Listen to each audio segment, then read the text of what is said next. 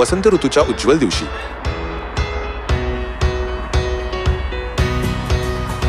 Soil world cup पार्कच्या P स्क्वेअरवर आशेच्या निळ्या लाटा उसळल्या.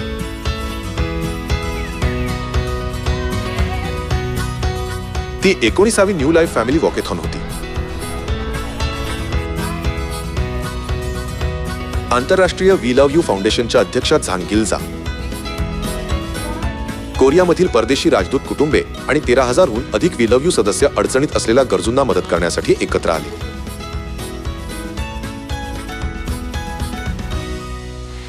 이번 걷기 대회는 국제 복지 소외 가정과 다문화 가정에 대한 지원과 또 교육 문제 어려움을 겪는 해외 개발도상국의 도움과 희망을 주고자 이곳 서울 상암 월드컵 공원 평화의 광장에서 개최하게 됐습니다. गरिबी आणि प्रतिकूल वातावरण असूनही जगातील सर्व मुले त्यांचे स्वप्न गमावू नयेत यासाठी अध्यक्षा झांग गिल्झा आणि वी लव्ह यूच्या सदस्यांनी मनापासून प्रयत्न केले.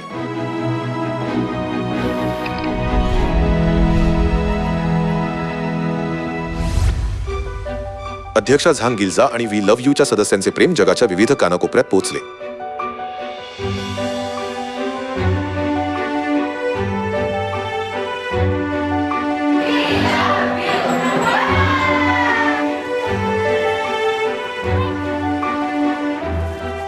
मुलांना उज्ज्वल भविष्य मिळावे म्हणून शालेय साहित्य, पुस्तके आणि शैक्षणिक साहित्य पुरवण्यात आले आणि त्यांना स्वच्छ आणि सुरक्षित वातावरणात शालेय अभ्यास करता यावा यासाठी शाळेच्या सुविधांची दुरुस्ती करण्यात आली.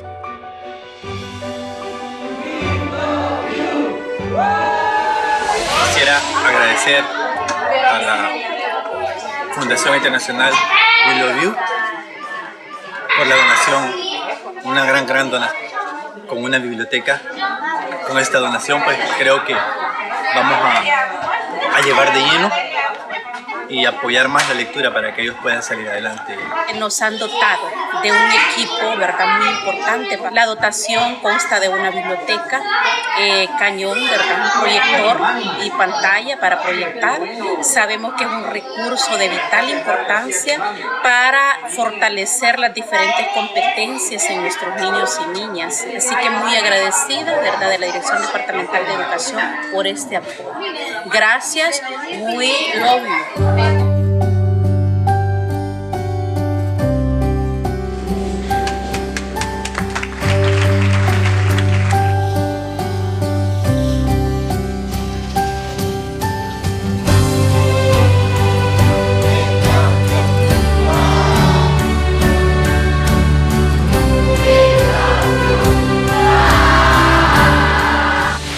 Балистикийн сургууль дээр одоо бүгд найрамдах Солонгос улсын We Love You төрийн бус байгууллага, за Чангилжа тэргүүнтэй ийм төрийн бус байгууллагаас одоо иж бүрэн номын санг одоо ингэж тогтчулж өгсөн байна.